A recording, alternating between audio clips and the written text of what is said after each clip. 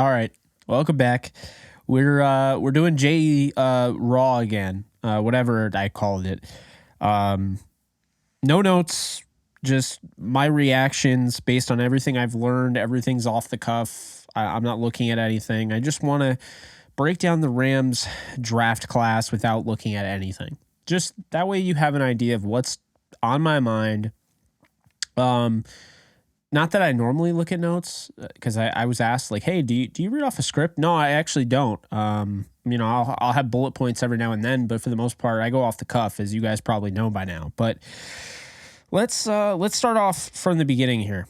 Let's start off with Steve Avila. Okay, Avila, what he's going to do, he's going to come in immediately. He's going to play either guard or center. I believe he'll play left guard for the LA Rams. He could play right guard, but he started at left guard at TCU, so it makes more sense, I would say, to play him there.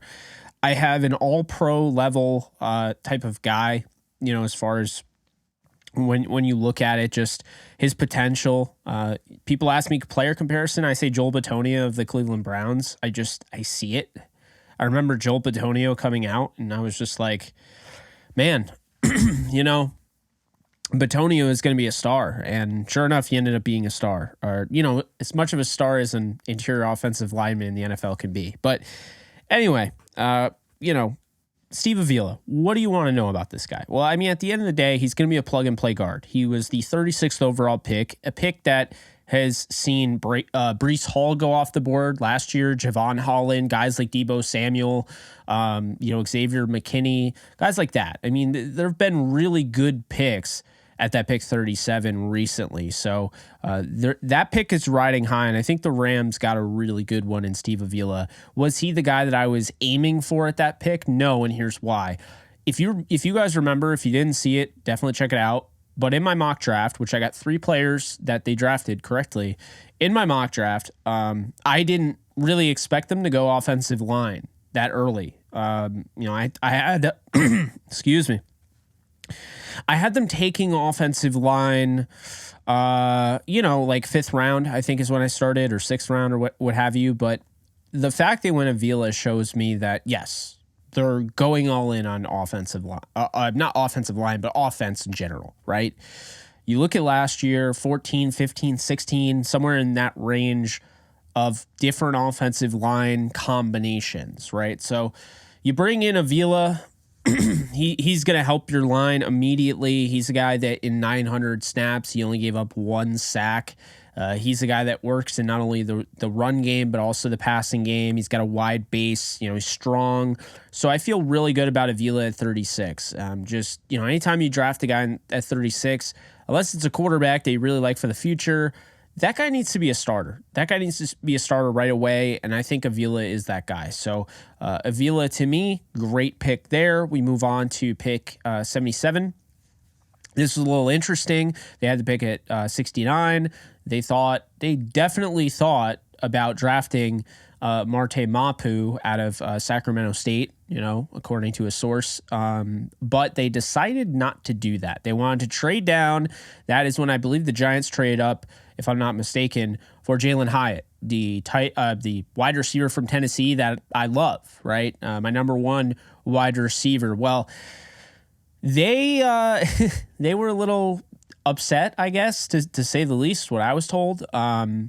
Missing out on him at 76. Mapu goes off the board 1 pick before them after, trading down to 89. They still had that 77th pick, so they trade out of 69.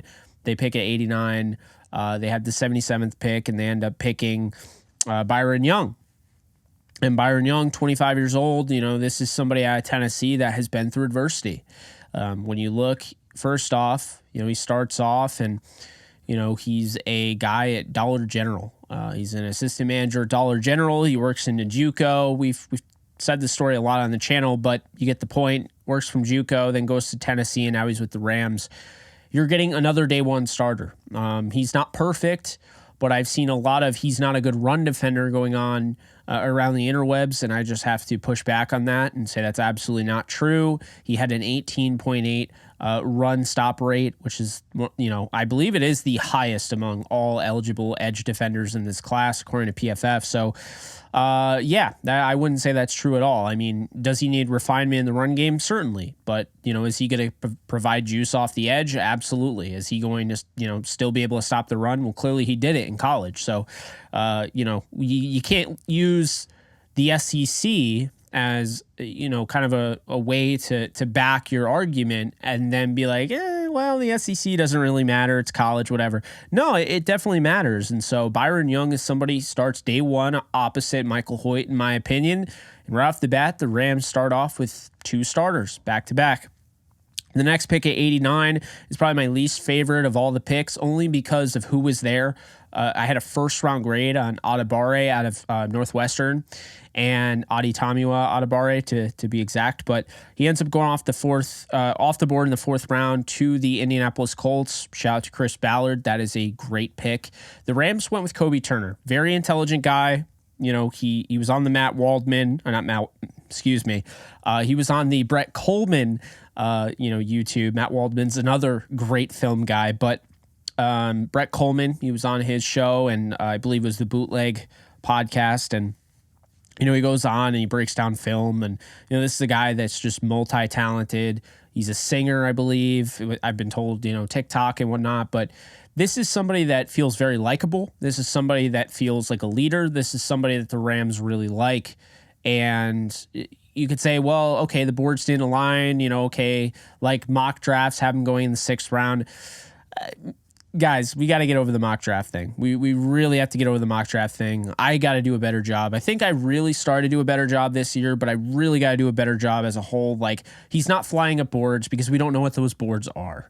Mock drafts and those mock draft databases are better than anything that we had 10 years ago, so to speak. Mock draft machines are new for the most part. I mean, we're living in the mock draft machine era. It has never been easier to make a mock draft.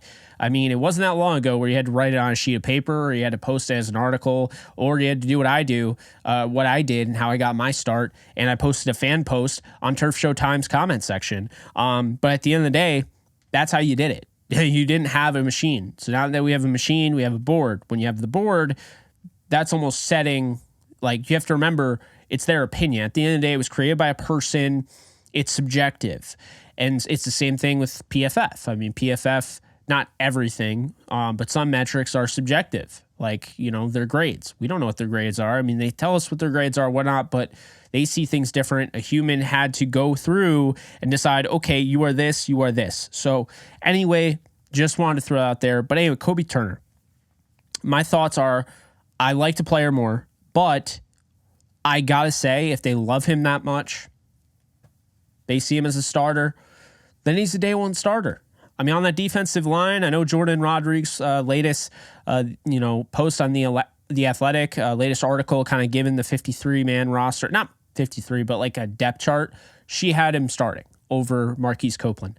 I'm not ruling that out. And as a matter of fact, I mean, when you watch the tape, I went back and watched it. I mean, I still stand by that. I felt like it was a little bit of a, quote unquote reach, even though, again, that kind of goes against what I was saying. I don't really think it was a reach. I think it was more so I had a higher grade on Tamiwa Adebawore out of Northwestern, 1st round grade to be exact. But, at the end of the day, they like him a lot.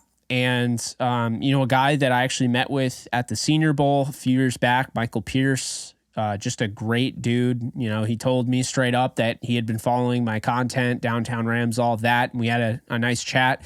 But he's one of the regional scouts in, I believe, the southern part of the country. And so, I think when you, when you look at it and you find out, okay, this was his guy, that makes you feel pretty good. I have a lot of respect for Pierce, and just, talking with him a little bit, I can tell you this was his guy. Like, that's what it was reported. And if it was reported, like this was really his guy, Kobe Turner was his guy, and he was pounding the table for him, by all means, like, he deserves his props. I think he's great. And, I think I think Turner, again, I had a 5th round grade on, but I think he'll end up outplaying that. I said on draft night when they drafted him, I'm like, okay, this is going to be the John Johnson of the class. I didn't like the John Johnson pick as much. I had a higher grade on Desmond King. They went with John Johnson, and, I ended up being wrong. I mean, Desmond King was still good, so that probably tells me that Adetomiwa Adebawore will end up being good, but there's something about Kobe Turner. He gets to go into a defensive line room with Aaron Donald and, Eric, Henderson. It's just, I think they have a really good, nucleus in place for him. And then you look, they had a 4th round pick here. They go out and get Stetson Bennett, who I actually broke the news live on the air. Bennett is a very interesting pick here because a lot of people, he's a very polarizing character. He's somebody that won 2 national championships at Georgia. There's some that say, okay, Georgia carried him, the defense carried him, the offense carried him. And then there's some people that believe like, hey, this guy isn't getting enough respect. I think that I would go with the latter. He's not getting enough respect. I think when you watch the tape, I had a 4th round grade on him. This is somebody that when I watched the tape, I was like, okay, he's better than I thought. There's a tweet that I didn't go and delete like people do. I'm okay admitting when I'm wrong. Bennett, when I watched him in college, I was like, I didn't watch a ton on him, right? I don't want to skew my outlook on players, so I normally don't watch a ton of college football because I just don't want to skew my evaluations on them. So I didn't watch a ton on Bennett, but when I did, I just was like, okay, college quarterback, probably a 7th round, UDFA, whatever. But then when I dove into the tape, and this is why I do this, right?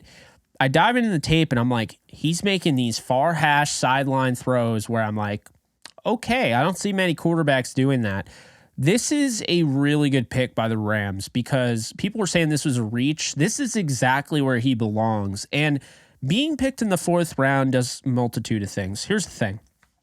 The Rams needed a backup quarterback. That's no, shock there. I made that very clear. There was only one quarterback on the roster, Matthew Stafford. Sounded like Bryce Perkins wasn't coming back. Maybe he does. I don't know. I'm not expecting him to. Sounded like John Wolford wasn't coming back.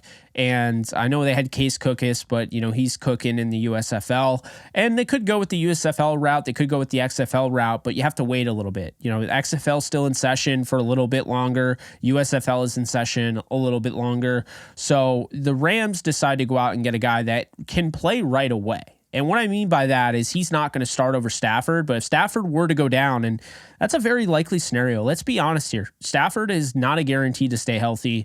He did suffer an injury last year that kept him out the rest of the year. I just think that we need to be realistic here and realize that, man, there's a chance Stetson Bennett could start this year in some capacity, whether that's a game or 2 games or 3 games. Hopefully not, and nothing against him, but you just don't want to see Stafford go down with an injury. But they brought him in because they believe that that's certainly a possibility. They need a number 2, and they couldn't go out and get a guy like Jaron Hall. They couldn't go out and get a guy like Clayton Tune. They wanted a guy that was ready to play right away. And Stetson is. He's older. It makes sense. So I like this pick. He's durable. He's a winner. He's a leader. You can say, his arrest off the field, all of that, whatever. I've heard a lot of that held against him, but Baker Mayfield went number 1 overall with that type of, similar arrest, the misdemeanor, really stupid arrest too. Just like, he was drunk and just being stupid, and he's admitted to that. So Baker ended up coming back to he ended up coming with the Rams last year. But the point is that, look, Stetson, maybe it's a mistake at the end of the day. Maybe it was overblown. We weren't there, but I can tell you right now that the Rams wouldn't have drafted him if they were worried about that. They went high character, high floor, hardworking type of guys. And Stetson Bennett is a former walk-on that started at the number 1 program in the country. You can't take anything away from him. He has earned everything. He's worked his tail off. And so I like this pick. At the end of the day, I think this is going to be better than people think. And when you look at Stetson, he just has that it factor to me. I feel like he's going to be a guy that gets slept on a bit, but he's got that it factor. And, if people want to sleep on him, then they can sleep on him all they want. But I won't be doing that. I'm not going to be that person. So really like Bennett. And then the next pick was Nick Hampton out of App State, who I've talked about on this channel. And, I think Hampton is he's a really interesting pass rusher right now. Not really much of a run defender.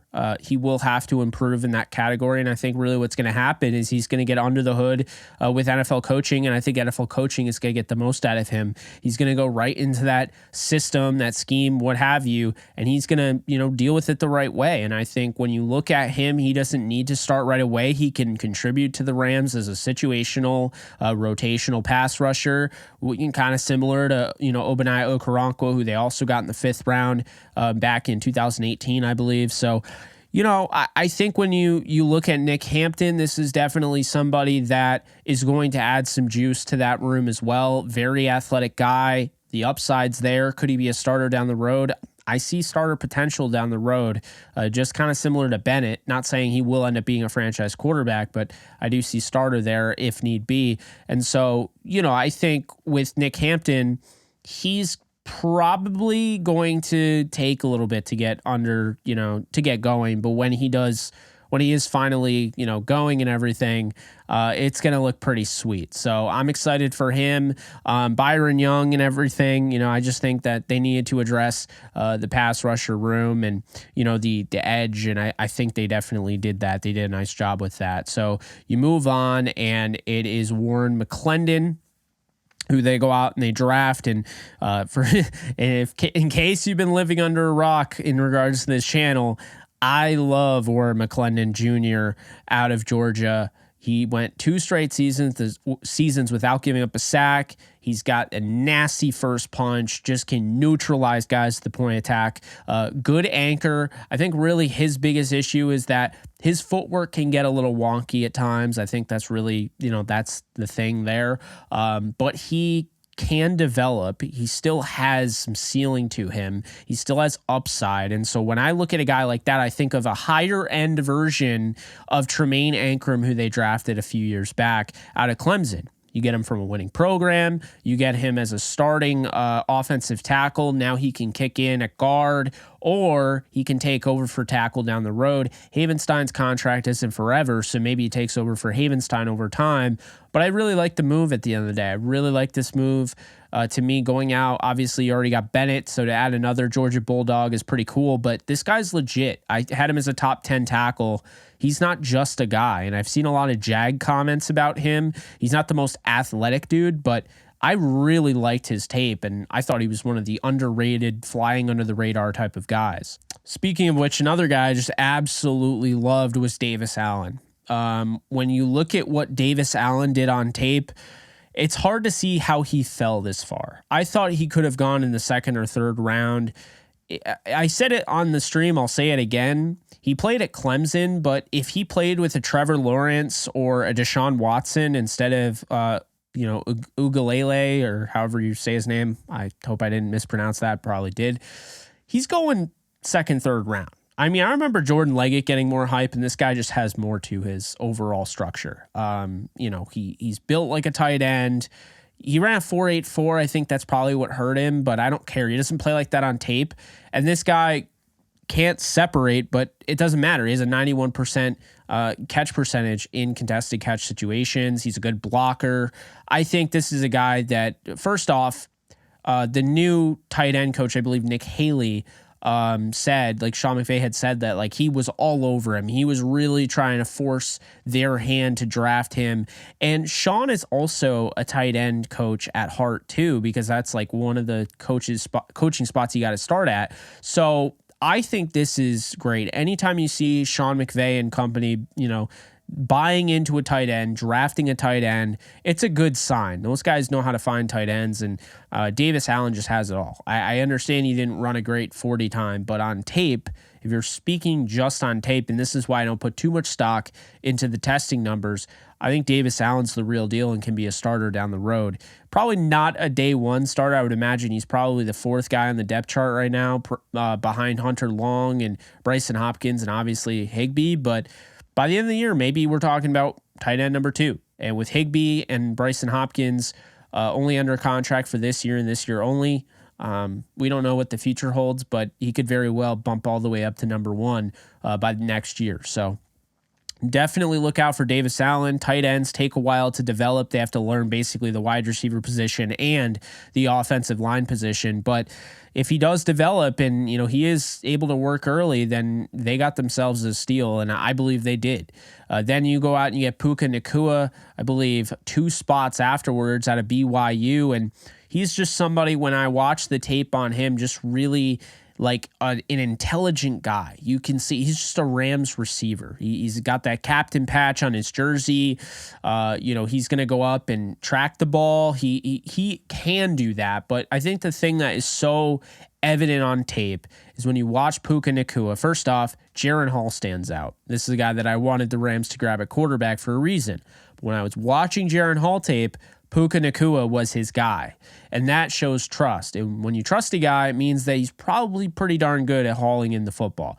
And that was Puka Nacua. He was. A lot of people talk about his versatility, how he can be used in those jet sweeps and all that. But I saw a route runner. I saw an intelligent guy that can find the soft spot in the zone. I saw somebody that can play a little bit above his frame. I saw somebody that can get back to the ball and kind of readjust himself, for an underthrown ball, because, Jaren Hall had a lot of those due to his shoulder, because he injured his shoulder. But when I look at those back shoulder fades and keeping your feet in bounds, he just wants to do that, man. He has the ability to do that, and he has the spatial awareness. He always knows where he's on the field. You see in the end zone, you only need to get 1 foot down, my guy. It's college. He's going to get 2 feet down. So really think Puka Nacua has a chance to push, at least Lance McCutcheon, but potentially Ben Skoranek for that number 4, number 5 wide receiver job. So we'll see what ends up happening. But at the end of the 5th round, I really like this pick. I like it more and more, I think, by the hour, by the day. But big fan of Puka Nacua. And then the next pick, I think, might have been the steal of the entire Rams draft. And that's saying a lot, because I thought they got some really good value. But Travius Hodges-Tomlinson, anytime you get a guy that's 90th percentile in just about every athletic category, who falls to the 6th round because he's short, a guy that won the Jim Thorpe Award and has NFL bloodline with LaDainian Tomlinson, who's NFL royalty at the running back position. I don't know what the league was thinking, but you have to take him. And so the Rams were like, yeah, we got to take him at 182. And, Travius Hodges-Tomlinson's a day 1 starter at nickel. I don't care where he was drafted. If you want to use the 6th round pick against him, I'll gladly bring up Jordan Fuller. Jordan Fuller was a 6th round pick, and I didn't even like the pick, and he ended up being a starter and has looked really good. So he's somebody that, I look at, and I think that Travius Hodges-Tomlinson is going to be one of those slot gods, if you will. I think he'll be like Nickel Roby-Coleman, but I think he's got more upside than Nickel Roby-Coleman. I think he's going to be a serious problem in the NFL. I think the biggest issue with him, you got to worry about his penalties. He had a lot of those, but this guy played against Georgia in the national title game. He's played in huge games. Again, Jim Thorpe Award winner, goes to the best cornerback in the country. To me, this was a no-brainer. In the 6th round, you're drafting guys with upside, and you're drafting guys that maybe can't start. You're normally not finding guys like this that can start right away. And to me, he's no-brainer slot corner day 1 for the Rams THT. So then next up, a guy that's probably not starting and not for a while and maybe never is Ochaun Mathis out of Nebraska. TCU also played at TCU, transfer to Nebraska. Nebraska was just all over the place, man. With all due respect, I know there's Nebraska fans that watch this, but I'm sure you can admit, as a Kansas Jayhawk fan, they were literally trying to recruit the Kansas Jayhawk, head coach, Lance Leipold during the season. I mean, it was that bad. So Nebraska was all over the place. And, I understand, like, he transfers there. He's expecting it just didn't go his way, right? Like the tape didn't look great. You look at the TCU tape though, and you're like, okay, Ochaun Mathis. And so when I watch Ochaun Mathis, this is clearly an obvious pick. In the 6th round, you go out and you get him, and quite honestly, he's just going to be a guy that sits, and he's going to develop. He'll play special teams in all likelihood. Maybe he won't make the roster, but I think this is somebody that's, a high-end practice squad guy, late, back-end roster guy, but You stash him. It's like a draft and stash in the NFL. He's got these long arms. He's 6'5", 250. He's got the size and everything. He just needs refinement. He needs seasoning. He needs to learn. And I think that's what the Rams are planning to do. They go out and they get what I think was called on the NFL Network. I think it was Lance Zierlein. He called him a lottery ticket. You wait 2 to 3 years and see if he pans out and you hit the lottery. I'm all for that. I think that's exactly what you're supposed to do with those 6th and 7th round picks. And I like the pick. So then you move on, Zach Evans, right? Zach Evans falls to 215 late, 6th round and whatnot. And like my thing with Zach Evans, they trade up to get him. This is a guy with 2nd, 3rd round upside that can be a future starter in the NFL. I compared him to Dalvin Cook with his ability to, obviously he has great speed and can get to those edges and, really bounce to the outside and make him pay. But he can also, make things happen in between the tackles. And he runs with a deceptive amount of power. You're not expecting it when you watch him and then he lowers his shoulder. Kind of the same thing I see with Dalvin Cook. He's a little bit bigger than Dalvin Cook, I believe, but at the end of the day, I think Zach Evans was an absolute steal for the Rams. One of their best picks for sure. Anytime you're picking in the 200s, you're able to get a guy that has starting level upside at the running back position. You're onto something. I talk about 2 7th round picks over the last, bunch of years. You talk about Chris Carson and Isaiah Pacheco. Carson's now out of the NFL because of, the injuries that led to his retirement. But Chris Carson was a hell of a player at at Seattle. And then you look over at Isaiah Pacheco and it's like, Pacheco, I don't have to tell you how good Pacheco is. So you like getting those running backs late in the draft, and I would say this is great value and could be fantastic value. He could be the starting running back as early as next year if they decide not to, bring back Cam Akers. So then we move on to the 7th round, and at 223, the Rams went out and they got Ethan Evans, who apparently is related to Heath Evans, the former tight end, fullback, H-back, whatever you want to call him in the NFL with the New England Patriots. When I watch Ethan Evans, because I was able to find some tape on him, 70-yard leg maximum, I would say. This is a guy that can get hang time. He can cough and corner it. He's going to be a starting punter for the Rams. So another starter the Rams drafted in this draft. And when I look at Ethan Evans, I see a guy that can help you in the kickoff game as well, because what they did is in UDFA, they went out and got Christopher Dunn, who won the Lou Groza Award for the most accurate and the best kicker in the country in college football. And he has the accuracy, but he doesn't have the leg. So that was a big reason why he didn't get drafted. He couldn't have those touchbacks. He doesn't have the leg for that. Well, now you have Ethan Evans who does. So Ethan Evans has the leg. It's kind of like a tandem there. There's another guy that's also competing in the kicker room as well, UDFA. But the point is that Ethan Evans, this is a guy that the special teams coordinator, Chase Blackburn, went out, investigated, went on the road, and found this guy at Wingate.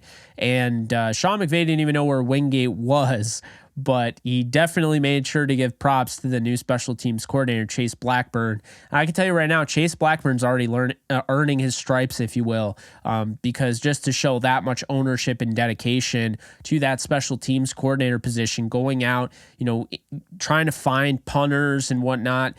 Really cool stuff. Was glad to hear it. And then the next pick in the 7th round was Jason Taylor II, who's gone through some adversity, lost his father at the age of 8. But he is a hell of a football player. I had a 6th round grade on him. Just an over aggressive, really aggressive guy. That's just the name of the game for him is just play at 110 miles an hour. And you see that. That's good and that's bad. And I think when you get to the NFL, you can kind of harness that into what you want it to be. He's going to be great on special teams. This is a core special teamer that can develop into a starter. Think Rodney McLeod of the St. Louis Rams, and think of Los Angeles Rams safety who's now with the Cincinnati Bengals, Nick Scott. That's the type of guy that they're going after in the 7th round, and that's who you draft. You draft projects, you draft guys that can help you as specialists like long snappers, kickers, punters.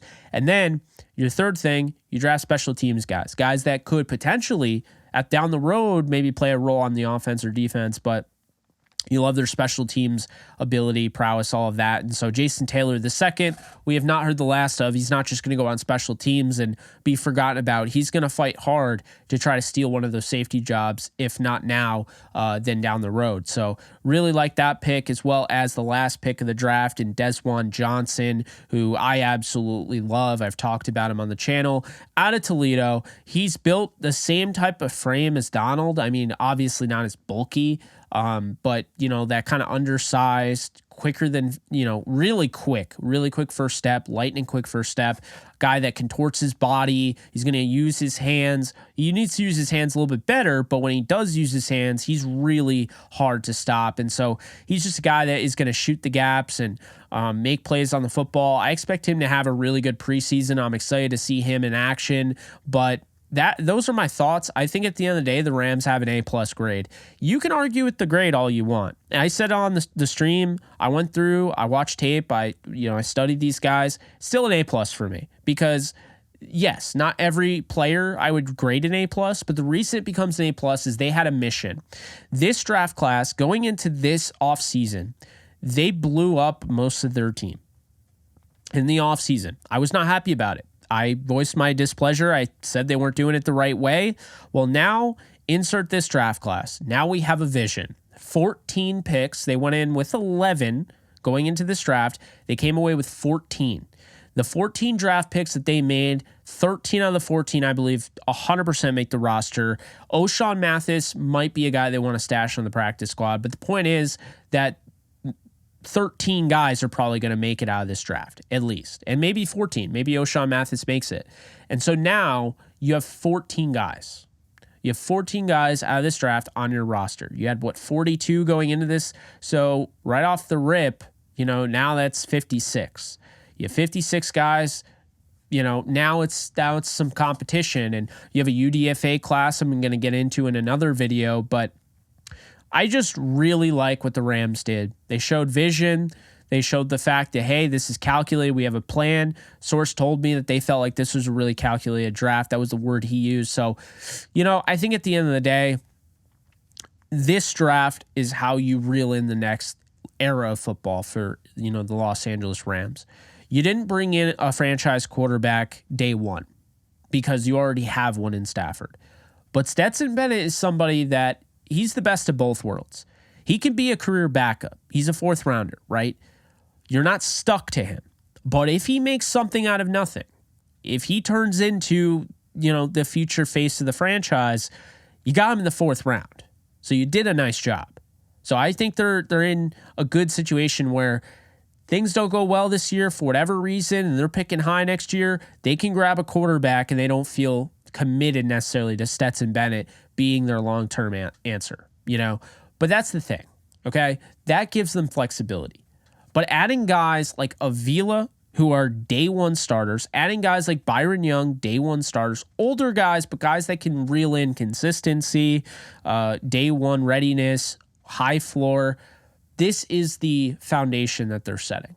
They wanted guys. I think this is why they avoided certain players, that had medical concerns. Because in the past, Terrell Lewis type of guys had burned them. So they avoided the medical concerns. They went out and they got football players they trust. They went out and got football players that are hardworking. They went out and got football players that are high character, that have shown their ability to fight through adversity, and are team captains. That is the thing. I really like the theme of this draft. There was a constant theme. You could say Zach Evans fell because of maturity issues, but I would say how many 20-year-olds do you know that don't have maturity issues, or, early 20-year-olds? So, all in all, A+ draft for the Rams. This is the best draft that I've covered in the history of me covering the Rams, which is, since 2016, so not obviously that long, but this is the best draft they've had. I feel very confident in saying that. On paper, after the draft, 2017 was an all-timer because you go out, you get Cooper Kupp, you have John Johnson III. They weren't able to bring all those guys back, but it was a really good draft, and you'll take it. But I think this one has a chance to be even better. You might not get a Cooper Kupp level player, but if you get a bunch of starters and maybe an all-pro, in Steve Avila, I think you've nailed it. So A+ draft for the Rams. this puts them right in contention, I think, to be that 7, that 6 seed. They're going to have a third place schedule. I do believe they're going to make the playoffs at 10-7 right now. Not because of this draft. I kind of felt that the whole time that they had some sort of plan, and they showed me they did. The NFC is not very good. I think there's still an opportunity to succeed, and so that's why I not only have an A+ grade, but I'm saying I think the Rams are going to make the playoffs at 10-7. So curious what you guys think in the comments section below. Let me know. This is going to do it for this video. In the next video, I will discuss the UDFAs. I just want to get through them, break them down a little bit, and get back to you on my findings. So that's going to do it for me. You guys take care, and I'll see you guys soon. Later, folks.